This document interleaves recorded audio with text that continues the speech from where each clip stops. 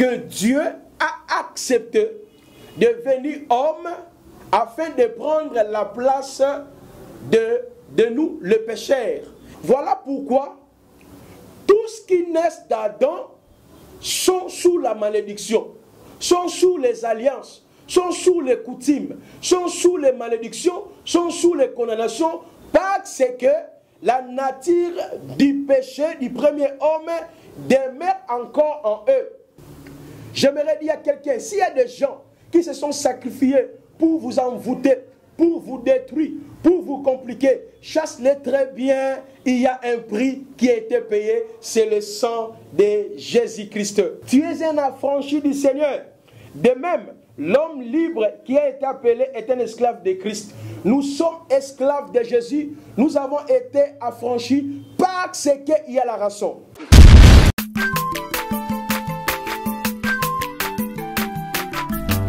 Azamwana motote po akosangai abongwa ni pete po awangata Nzambe ya le Nazarien, le Nazarien, le Nazarien. David Nzamba ayebana kitoko kuma mukondima atako babakola ki mafuta na musakolima lelo ya yobolingo ebateli le Nazarien lipamboli oyo monana katempeni mama kantelobi kola pie mapapu masopi mafuta tokokisi ena elongo na Nzambe oyo babenga na makomi Jésus.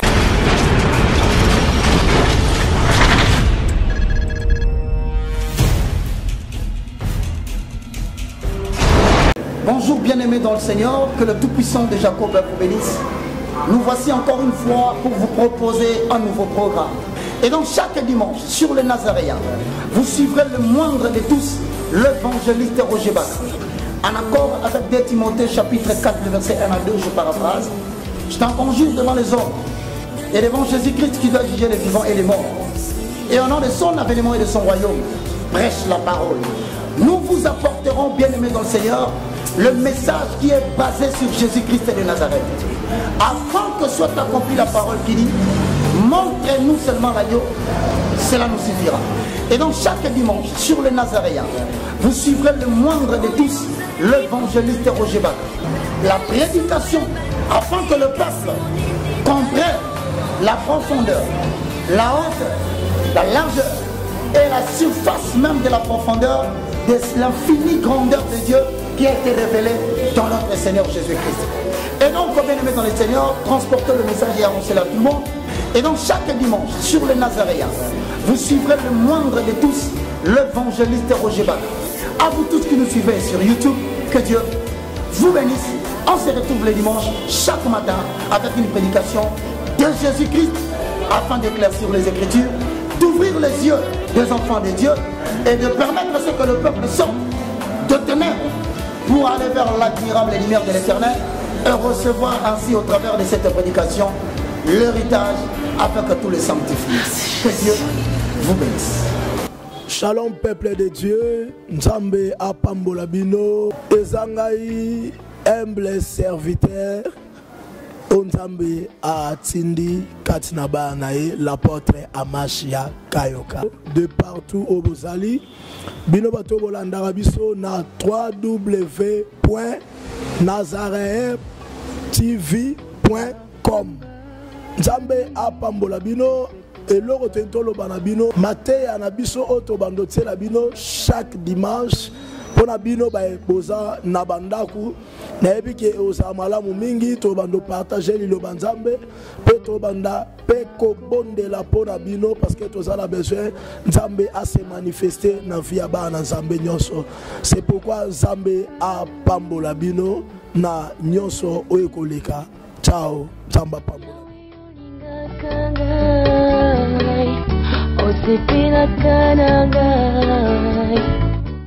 Shalom, shalom, peuple de Dieu, auditeur na biso bautiste nous balanda biso na Nazareth, ba commentaire na bino ba pelle na nous toujours qui te dit que nous sommes mingi mais et comme si que temps moi to pesa ba évangile to te ba prédication chaque samedi soir vraiment beaucoup na kolanda Moussa na bino yo pasteur Richard vraiment na kozala wana pour activer bana Nzambe na nzela ba enseignement na nzela ba prédication Nzambe apambola bino mingi vraiment botika la branche chaque samedi boba na kolanda pasteur Richard na pourquoi na chaîne de bana toujours pour enseigner pour que Nzambe ko sabino pour na préparer l'église à Kolo na royaume de ciel parce que bible so ba kino atinda ba bikisa mutazo bikaka na kolia pour komela te na mutazo bikana maloba no sibima na moko na Nzambe botika la branche bolanda biso chaque samedi vraiment na pesi bino mbote bye abongwa ni pete po awangata Nzambe aluna samia. Merci beaucoup. Nous bénissons le Seigneur pour le temps et l'opportunité. Nous voici encore une fois de plus. Nous continuons notre enseignement que nous avons commencé depuis quelques semaines sur les salis, le mystère du torrent, du sanctuaire et la grande vérité sur les salis, la soteriologie, le mystère du torrent, du sanctuaire et la grande vérité sur les salis.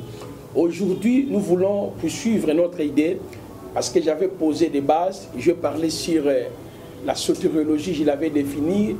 J'ai parlé du sali en associant cela à la vision dont le prophète Ézéchiel avait vu, Ézéchiel 47, 1 à 12. Et nous avons démontré que le sali qui nous est donné par Christ, c'est le sali qui vient du ciel. Ce n'est pas un sali qui a été accordé d'une manière terrestre. La personne qui nous a rédemptés est venue du ciel. Alors la fois passée, nous sommes arrêtés sur la rédemption. C'est par là que j'ai expliqué les éléments obligés pour la purification du lépreux. Et nous avons défini la rédemption étant la délivrance par le paiement d'un prix. Alors il n'y a pas la délivrance sans un prix qu'on doit payer. C'est par là nous avons expliqué les trois termes grecs agorazo, hexagorazo et litromai.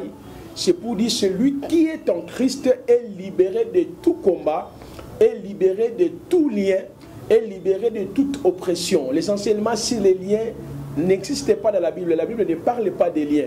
C'est par là que j'avais expliqué les trois manières où le diable opère pour contrôler le monde. J'avais parlé des esprits, des principautés, les esprits territoriaux ou les entités territoriales, et je parlais des esprits infernaux. C'est par là que nous avons démontré les occultistes, les sorciers, les marabouts, les faux prophètes, tous ces mondes-là font partie des agents de Satan. Alors nous qui sommes en Christ, on ne peut pas parler du lien en nous. On ne peut non plus parler des blocages ou des maladies chroniques ou des familles sacrifiées. Ça, c'est avant la croix. Mais après la croix, j'avais démontré en Christ, par Christ, pour Christ, avec Christ. Pourquoi? La rédemption que Christ a accomplie pour nous est éternelle. Et puis nous dit, ayant obtenu une rédemption éternelle. C'est ainsi que j'ai expliqué, nous les nations, autrefois, nous étions éloignés de la promesse de Dieu.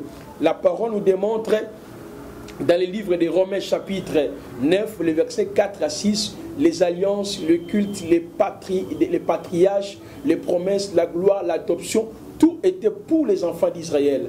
Mais nous avons expliqué, comme le peuple d'Israël ont rejeté le Messie, il est venu vers nous, et nous avons expliqué cela,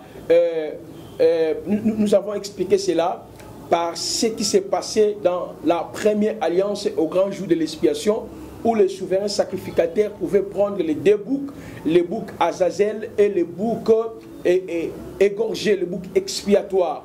Nous avons démontré que ces deux boucs parlent de Jésus-Christ. Il s'est chargé de nos péchés et en même temps, il a donné son sang pour nous. Et nous avons démontré que les boucs étaient chassés hors du camp. C'est par là que j'ai expliqué les éléments qu'on devait associer pour la purification du lépreux. Parce que hors du camp, c'est là où se trouvaient les lépreux que j'avais typifié en nous les nations autrefois, privées de l'alliance, privées de gloire, dans la condamnation, dans les malédictions, oppression, tout ce que vous voulez là. Mais au travers la mort de Jésus-Christ qui a quitté l'éternité, il est venu pour nous libérer, nous les lépreux. J'ai parlé des cramoisis, j'ai parlé des oiseaux égorgés et les oiseaux vivants qu'on devait relâcher. Parce qu'au 5e jour de la création, le Seigneur avait créé les deux oiseaux. Le Seigneur plutôt avait créé les oiseaux pour voler sur la terre et vers l'étendue du ciel. J'avais démontré qu'à la croix de Golgotha, Christ fit les véritables oiseaux qui a donné son sang. Et j'ai expliqué les 9 raisons sur le sang de Jésus-Christ. En même temps, j'avais démontré que les oiseaux relâchés pour la purification définitive du lépreux, ça parle de Christ. Après sa mort à la croix, il a connu l'ascension, il est à la droite du Père, étant avocat, intercesseur, victime expiatoire, le médiateur de l'alliance, les garants de l'alliance. La majorité des pasteurs ne prêchent pas Christ après la croix, et ils prêchent seulement de Jésus avant la croix ou Jésus à la croix de Golgotha. Mais il est un grand temps que nous puissions aussi expliquer l'œuvre que Christ est allé faire à la droite du Père. Alors aujourd'hui, j'aimerais expliquer ou approfondir un autre acte rédempteur du salut qu'on appelle la rançon. Et parce que j'avais réparti les actes rédempteurs du salut en 2 groupes. Dans le premier groupe, j'avais énuméré la rédemption. Deuxième groupe, dans le premier groupe, il y a la rédemption, il y a la rançon, la substitution, la propitiation, l'imputation, le pardon, la justification. Ça, c'est le premier groupe. Dans le deuxième groupe, il y a la repentance, la conversion, la nouvelle naissance, l'adoption, la sécurité, la glorification. Là, c'est le deuxième groupe des actes rédempteurs du salut. Et pourquoi ? J'ai démontré, bien des chrétiens qui prient, mais ils n'arrivent pas à comprendre les saluts. Ils n'arrivent pas à comprendre ce que Christ a fait pour nous. Voilà pourquoi il y a certaines prières que le Seigneur n'écoute pas, parce que nous faisons des prières qui sont en dehors de la nouvelle alliance. Aujourd'hui, je parlerai sur la rançon. Qu'est-ce que signifie la rançon? Après avoir expliqué la rédemption, j'aimerais dire à quelqu'un, tu n'as pas de lien, tu n'as plus de condamnation, Christ t'a libéré, tu es assis avec Jésus-Christ dans le lieu céleste, c'est-à-dire ta vie est cachée en Christ, en Dieu. Mais nous voulons un peu expliquer la rançon, c'est quoi? Rapidement, nous allons lire ensemble avec vous dans le livre de Matthieu, chapitre 20, à partir du verset 28. Je lis ça rapidement. Matthieu 20, à partir du verset 28. Et puis nous allons lire rapidement Marc, chapitre 10, le verset 45. Alors la parole nous dit ceci. C'est ainsi que le Fils de l'homme est venu, non pour être servi, mais pour servir et donner sa vie comme la rançon de plusieurs. Comme la rançon de plusieurs. Oh, j'aime ça. Je prends également Marc chapitre 10. Oh, gloire à Dieu, il est tellement magnifique. Celui qui nous a rendus capables, il nous a libérés des liens de condamnation. Il nous a rendus capables et l'homme est aujourd'hui dans son héritage. La parole nous dit ceci. Car le Fils de l'homme est venu non pour être servi, mais pour servir et donner sa vie comme la rançon de plusieurs. C'est quoi la rançon? La rançon, c'est le prix qu'on paye pour libérer quelqu'un qui est en otage, quelqu'un qui est bloqué, quelqu'un qui est en détention. Cette détention est préventive pour que la personne puisse avoir l'accès à ses avoirs, la liberté, qu'on doit payer un prix. Le prix là, c'est la rançon. Or, lorsque nous retournons à la Bible, nous avons démontré que la Bible entière, c'est un livre du salut. J'avais démontré les 39 livres que nous appelons communément l'Ancien Testament ou la Première Alliance. Le salut était en préparation. On avait expliqué ça. Dieu avait typifié, Dieu expliquait l'œuvre du salut au travers les types, au travers les songes, au travers des visions, au travers des paraboles, au travers des personnages différents dans la Première Alliance. Nous avons démontré les 4 évangiles, c'était la manifestation de l'œuvre du salut. C'est-à-dire le salut qui a été promis jadis par le prophète a été manifesté. Simeon a dit, messieurs, on vit le salut. Nous avons démontré l'acte des apôtres, le salut est vécu par l'Esprit. Tandis que les 21 épîtres que nous lisons à chaque fois, Corinthiens, 2 Corinthiens, Romains, 1 Pierre, 2 Pierre, 1 Timothée, 2 Timothée, Actes des Judes, Hébreux, 1 Pierre, là, tous les épîtres là, c'est les salis expliqués. On nous parle de l'explication du salut qui constitue ce qu'on appelle la sainte doctrine. Et le dernier livre de la Bible qu'on appelle l'Apocalypse ou la Révélation, c'est l'achèvement du salut. Christ qui viendra étant le salut pour sauver Israël. À la première moitié, bien sûr, il va envoyer les deux prophètes pour les libérer de l'alliance avec l'Antéchrist. Selon Apocalypse 13, le verset 1 à 18, on nous parle des deux bêtes. La première bête, c'est lui l'Antichrist, et le deuxième bête, c'est les faux prophètes. La première bête fera l'alliance avec les enfants d'Israël. Alors le Seigneur va envoyer les deux prophètes pour libérer les enfants d'Israël selon Apocalypse chapitre 11, le verset 3 jusqu'au verset 11e. Et deuxièmement, ça c'est de la première moitié de la semaine, selon la prophétie des 70 semaines de Daniel, parce que l'église est dans le 69e semaine. Il reste une semaine qui survivront après l'enlèvement de l'église. La seconde partie, c'est le temps où diable va instaurer la fausse adoration, la marque de la bête, le nombre de son nom, le temps de paix et sûreté. Jésus fera son apparition à la fin de 7 ans pour le salut d'Israël, d'où Israël sera sauvé 2 fois après l'enlèvement. C'est par là nous disons que les derniers livres parlent de l'achèvement de l'œuvre du salut. L'église descendra du ciel et nous régnerons avec Jésus-Christ dans son règne. J'aime ça. Et j'ai toujours l'habitude de voir ça dans mon image, dans mon esprit plutôt. Je pense beaucoup plus à ça, qu'un jour, je finirai à régner avec mon maître, comme dit l'Apocalypse 5, le verset 8 à 10. Par ton sang, tu as racheté des hommes de toutes les nations, de tout peuple. Tu nous as fait un royaume sacrificateur. Ils régneront avec toi. Gloire à l'agneau, gloire à celui qui vit à jamais. Alors, la rançon, c'est le prix, comme je disais, qu'on paye pour la délivrance ou la liberté d'un esclave. Maintenant, nous devons nous poser la question. La rançon que Christ a accompli, le prix que Christ a accompli, bien sûr, la Bible parle de son sang. La Bible dit, il a donné son sang, il a payé un prix pour nous libérer de la puissance des ténèbres. Posons-nous la question simple. Est-ce que Jésus-Christ a payé le sang chez Satan pour nous libérer? Ou il a payé ce sang à qui?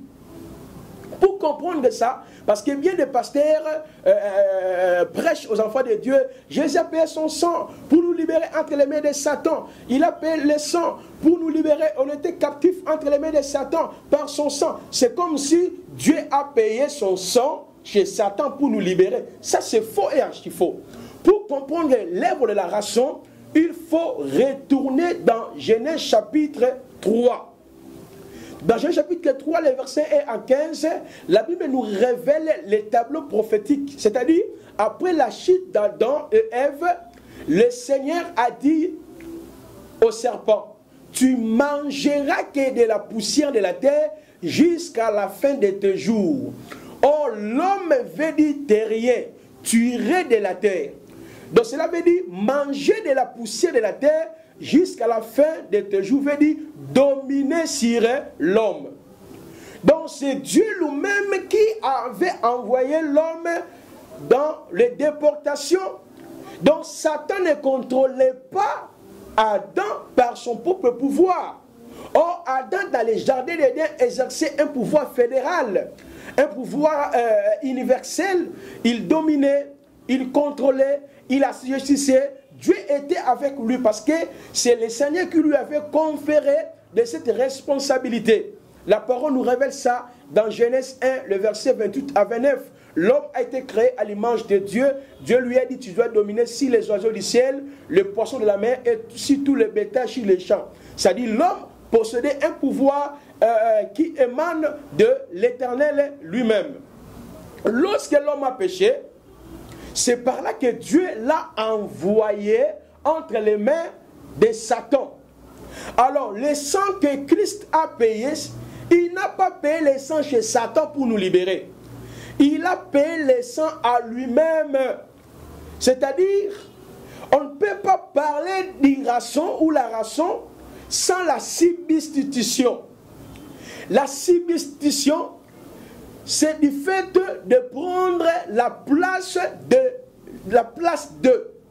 C'est-à-dire, comme l'homme a péché, comme l'homme était devenu esclave, il fallait que Dieu puisse se substituer en Jésus-Christ afin que le jugement qui était tombé sur l'homme soit imputé en lui-même.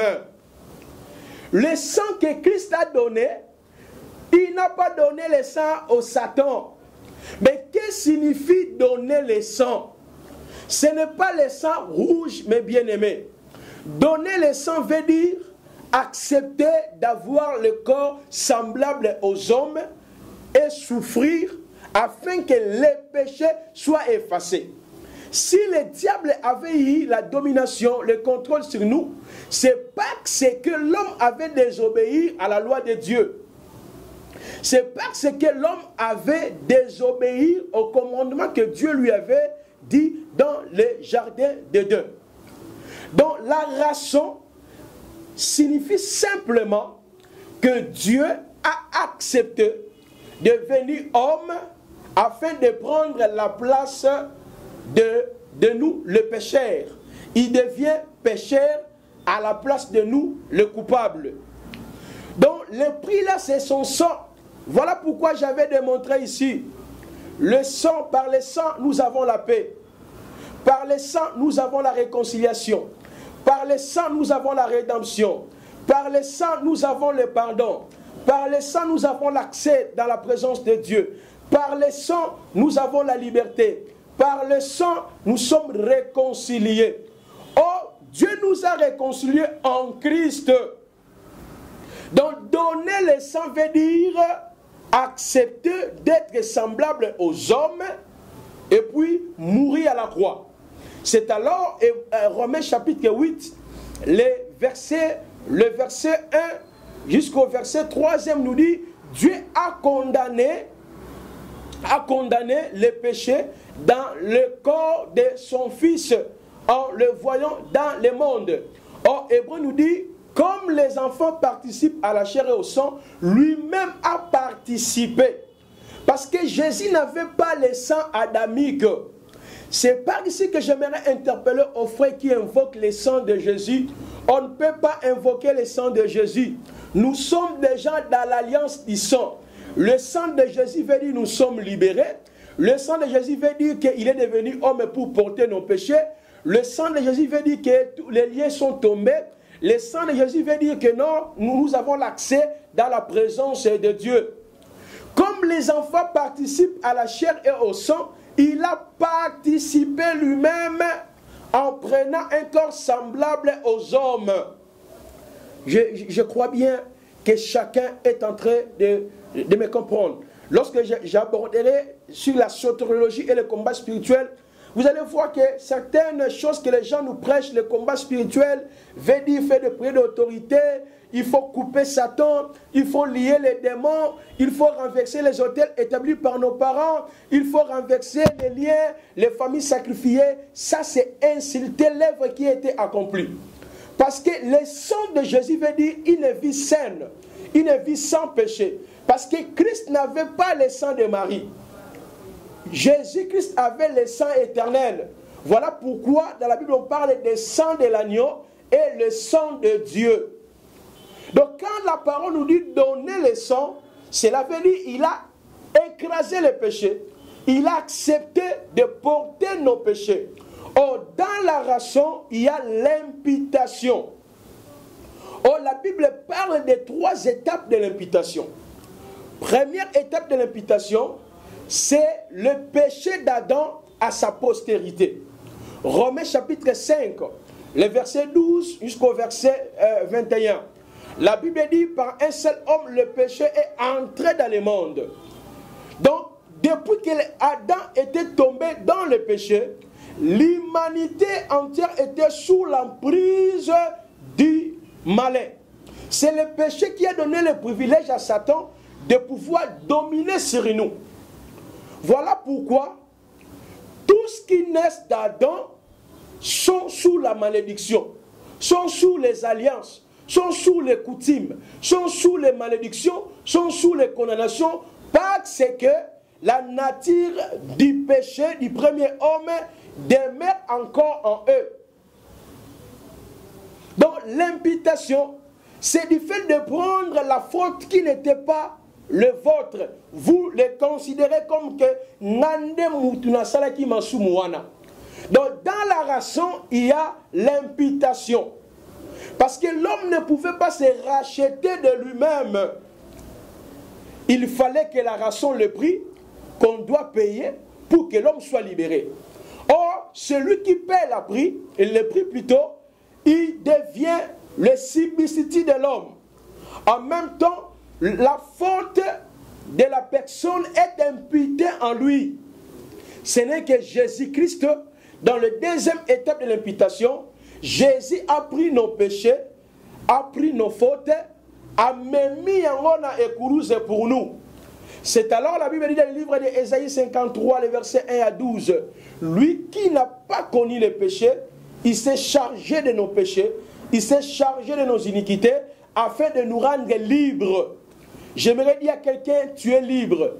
J'aimerais dire à quelqu'un, tu ne peux pas dire que non, Seigneur, délivre-moi des liens, délivre-moi des condamnations, délivre-moi des blocages, délivre-moi des maladies chroniques. Mais qu'en est-il de la rédemption? Qu'en est-il de la rançon? Il n'y a que le prix qui a été payé. Si dans votre famille, il y a beaucoup de sacrifices, il y a ton oncle, je ne sais pas moi, il est allé contacter les marabouts pour envoûter la famille, contrôler la famille. Mais je vous dirais, il n'y a qu'un seul sacrifice qui est excellent, c'est le sacrifice de la croix. Mon souci, c'est de vous faire comprendre que combien l'œuvre de la rédemption est grandiose, combien l'œuvre de la rédemption est excellente, combien l'œuvre de la rédemption est parfaite. C'est par la foi que nous bénéficions de cette œuvre au travers les salis. C'est par la foi que nous bénéficions du salut, comme dit la parole dans le livre d'Éphésiens, chapitre 8, le verset 9. Le salut vient par la grâce au moyen de la foi. La foi, ce mot en grec veut dire pistis, qui signifie confiance, fidélité, croyance. Ceux qui sont en Christ, il y a déjà la rédemption. Ils sont délivrés. Ils doivent savoir aussi, il y a un prix qui a été payé pour eux. Celui qui a payé le prix pour eux, il s'est chargé de nos péchés. En même temps, lui qui était juste, il est devenu injuste pour nous. Troisième étape de l'imputation, c'est l'imputation de la justice de Jésus en nous.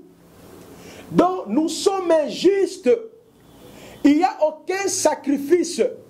Aucun pasteur peut te dire, il faut s'aimer pour que tes péchés te soient pardonnés.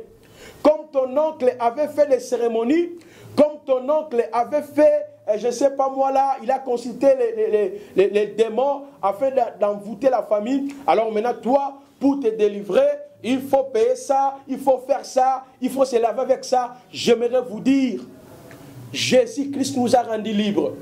La Bible dit, rendez grâce au Père, qui nous a rendus capables d'avoir part à l'héritage des saints, qui nous a délivrés de la puissance des ténèbres, il nous a transportés dans son royaume de la lumière. Tu n'es plus esclave, tu n'es plus dans les blocages, tu n'es plus dans les liens, tu n'es plus dans la condamnation. Ta vie est cachée en Christ, en Dieu. La rançon, c'est le prix qui a été payé pour nous. J'aimerais dire à quelqu'un, s'il y a des gens qui se sont sacrifiés pour vous envoûter, pour vous détruire, pour vous compliquer, chasse-les très bien, il y a un prix qui a été payé, c'est le sang de Jésus-Christ. L'Apocalypse nous dit, par ton sang, tu as racheté. Par ton sang, tu as racheté des hommes de toute tribu, de toute langue, de tout peuple. Tu les as fait un royaume de sacrificateurs. Mais qu'en est-il de ces gens-là qui sont déjà dans le royaume de Jésus? On leur dit que non, vous avez encore des liens. Vous devez encore chercher la délivrance. Vous devez encore jeûner 40 jours, 40 nuits pour avoir la délivrance. La délivrance est processus. J'aimerais recadrer les choses. Quand vous faisiez la lecture solennelle de la parole, la Bible parle des 5 types de la délivrance. La première délivrance, c'est la délivrance qui a été accomplie par la foi, la rédemption de l'esprit. Nous sommes régénérés au travers de l'esprit qui est sauvé. Deuxième type de délivrance, c'est la délivrance des possessions démoniaques. Troisième type de délivrance, c'est la délivrance quotidienne. Exemple, je suis attaqué, je suis oppressé, Dieu aussi va me délivrer. Quatrième type de délivrance, c'est lorsque Christ apparaîtra, ce corps corruptible revêtira l'incorruptibilité. Je crois que vous me suivez très bien.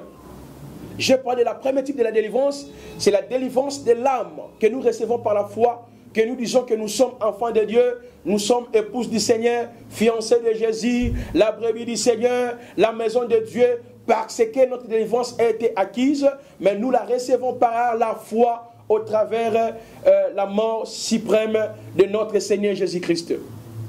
Deuxième type de la délivrance, je disais, c'est la délivrance des possessions démoniaques. Troisième type de la délivrance, c'est la délivrance quotidienne. Parfois je dors, il y a des démons qui arrivent pour m'attaquer, Dieu me délivre. Quatrième type de la délivrance, c'est la délivrance qui s'effectuera quand le maître apparaîtra. Ce corps incorruptible, comme dit 1 Corinthiens 15, revêtira l'incorruptibilité. En éclat de nous serons transformés et nous irons à la rencontre de Jésus. Quatrième type de délivrance, c'est la rédemption de la terre, qu'on appelle nouvelle terre et nouveau ciel. Apocalypse chapitre 21, le verset 1 à 3. Ceux qui sont en Christ, ils doivent savoir qu'ils sont rédemptés. Il y a déjà un prix qui est la rançon. Le prix, c'est le sang de Jésus-Christ. Ils ne sont plus dans les liens. Ils ne sont plus esclaves des coutumes, esclaves des malédictions. J'aimerais lire 3 portions des Écritures et je vais finir et je prierai pour vous. La première portion des Écritures que j'aimerais lire avec vous, mes frères et sœurs, vous qui aimez beaucoup plus à écouter la voix de Dieu. Je prends 1 Corinthiens chapitre 7, nous lirons les versets 20 jusqu'au verset 23. Que chacun demeure dans le temps où il est lorsqu'il a été appelé. As-tu été appelé étant esclave? Ne t'inquiète pas. Mais si tu peux devenir libre, profitez-en plutôt. Car l'esclave qui a été appelé dans le Seigneur est un affranchi du Seigneur. Tu es un affranchi du Seigneur. De même, l'homme libre qui a été appelé est un esclave de Christ. Nous sommes esclaves de Jésus. Nous avons été affranchis parce qu'il y a la rançon. Je lis le deuxième portion des Écritures. Vous pouvez même continuer. La Bible dit, dans le même chapitre, Jésus a payé un prix par son sang. Je lis la deuxième portion des Écritures. Nous sommes dans le livre d'Éphésiens, chapitre 1er. Je lis le verset 20. Écoutez ce que la Bible dit. La Bible dit, il a déployé en Christ, en le ressuscitant des morts, en le faisant asseoir à sa droite dans les lieux célestes, au-dessus de toute domination, de toute autorité, de toute puissance, de toute dignité, de tout nom qui se peut nommer, et de tout nom qui se peut nommer, non seulement dans les siècles présents, mais encore dans les siècles à venir.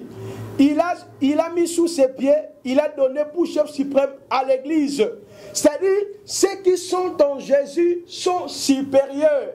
C'est ainsi que Colossiens, chapitre 2, 13, 14 nous dit, il a effacé l'acte et l'ordonnance qui nous condamnaient. On ne peut pas parler du lien de combat spirituel sans toutefois parler du péché. Si Satan a eu la domination sur nous, c'est parce qu'il y avait le péché. Voilà pourquoi la Bible dit il a effacé l'acte et les ordonnances qui nous condamnaient. Ça c'est la partie A. La partie B nous dit il a dépouillé les autorités, les puissants et les dominations. Cela veut dire tous ceux qui sont en Jésus sont libres. J'aimerais dire en peu de mots à mon frère, à mes sœurs qui sont en Christ, avec Christ, par Christ, chasse-les très bien. Jésus est à la droite du Père. Il est le garant de l'alliance, il est le médiateur de l'alliance, il est là, le victime expiatoire pour nous. Que personne ne vous trompe, vous êtes affranchis, Jésus habite en vous, même s'il y a le combat, Même il y a des complications, nous verrons ça dans la soteriologie et le combat spirituel. Je crois que chacun de nous a compris si la ration, Dieu nous a libérés, il nous a affranchis, tu es libre. J'aimerais prier pour toi. Parfois tu vois des combats de l'ennemi, des attaques qui arrivent, tu te poses des questions. Est-ce que ma délivrance a été acquise? J'aimerais dire que Dieu est avec toi. Je prie. Seigneur, merci pour la ration, merci pour l'interpellation. Tu nous as démontré, Seigneur, les saluts qui étaient accomplis. Oh Dieu, par toi, tu as payé un prix, c'est la ration. Tu nous as libérés de la pression de l'ennemi. Yahweh, tu nous as rendus capables. Soutiens mon frère, ma soeur, qui traverse des moments tragiques, que la gloire et la puissance, Seigneur, reviennent quand toi, tu es à la droite du Père à jamais, dans le nom puissant de Jésus-Christ, Sauveur et Rédempteur. Amen. Bye bye, à la prochaine. Que Dieu vous bénisse.